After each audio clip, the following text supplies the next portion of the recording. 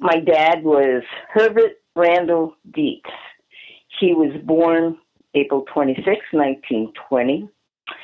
He was heavy into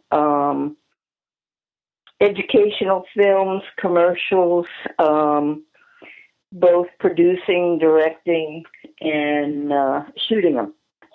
And my dad was the person who had the account from Hasbro in doing the G.I. Joe commercials and the birth of G.I. Joe.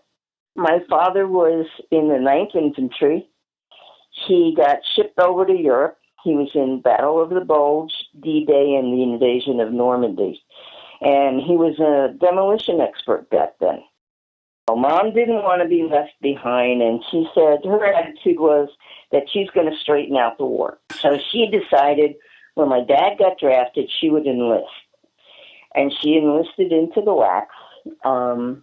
Funny story was she didn't like her commanding officer, and the only way she could get out of it was to join the military police.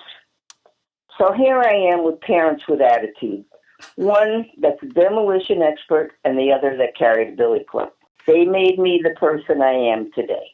He worked for a gentleman called Bill Gans, and that was in New York City.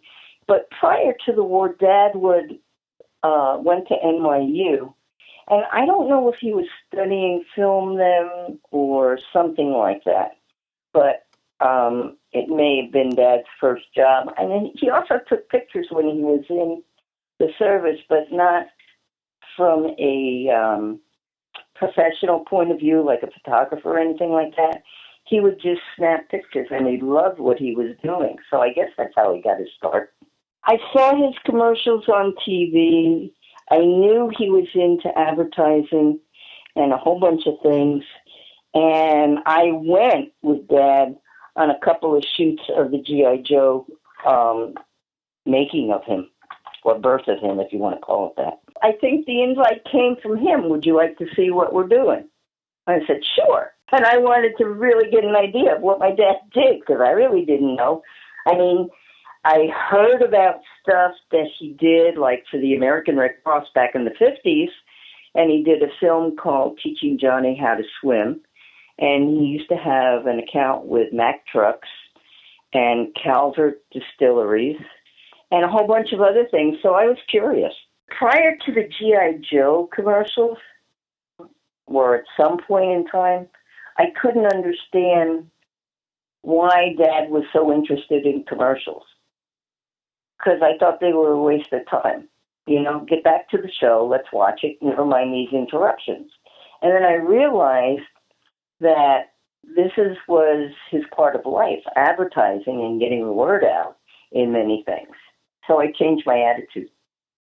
They did it in New York because at the time Dad was working for James Love Productions.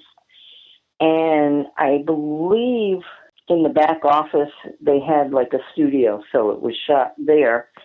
And many other places I'm not exactly sure of, but they created the sand and everything else that he was on, and, you know, the scenery and everything, too. I just went because I was a VIP. I was my dad's daughter. The other ones where they had the kids playing with the toys, I did see a couple of those, and I almost felt slighted because my dad didn't ask me to partake. What can I tell you? Oh, well. I think that's discrimination for back then. Throughout my dad's career, he got many awards, a few of which were the Christie Awards, and I'm not familiar what the film industry has for awards, but he did get a whole bunch of them, and I don't think my dad was really a guy that looked for praise. Many people commented on the job that he did and the initiative he took, and the bidding came in like way under other people. So I think he was ahead of his time with everything like that. He had a great sense of humor, and he was very, very professional with what he did, and he really took pride in it because you could see it with the quality and the time that he took to explain something to somebody And if he was with the cameraman, he said, no, I don't like that shot, we got to redo it, and would explain why. So he was also a great educator as well as everything else. I've held on to his films for quite some time, as you know, and my dad passed away in 2002, and I have had all of his films with me for all these years. There was something deep inside me that said, don't get rid of them. The time will come when somebody, or you run across somebody who's going to have an interest in G.I. Joe. I just knew deep in my heart that they were not meant to be thrown away. You know, some things are meant to be shared, and G.I. Joe legacy, I believe, is meant to be kept alive and not dead.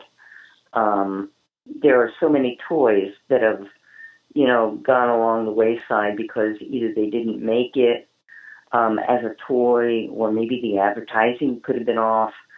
But when I actually saw the quality of work my dad did, the time, the devotion, the love that he put into it, they were meant to be shared. I mean, I got my time of sharing and living with it, and it's just time for it to come back. That's all. So I know he would be very honored and very, very touched that it is, and probably very happy that I never got rid of it. It's really been an honor trying to go back in the history of G.I. Joe and the archives of what my father did to be able to bring it forward, because as I bring it forward, I'm reliving it back as a kid. So guess what? However old I was then, I am now. My dad was my idol. So was my mom. And I think looking back at that, you know, I was very, very lucky to have the parents I had. Even though we fought at times and everything like that, they taught me far more with respect and who I could be than I could have learned in books. And I'm just grateful for the family that I had. G.I. Joe and the authentic G.I. Joe equipment available, you'll feel like a commanding general. For a new kind of realism in playing soldier, get G.I. Joe, action soldier, marine, sailor, pilot, and all of the wonderful G.I. Joe equipment. Get G.I. Joe in the basic uniform and start collecting your G.I. Joe equipment today. It's a Hasbro toy.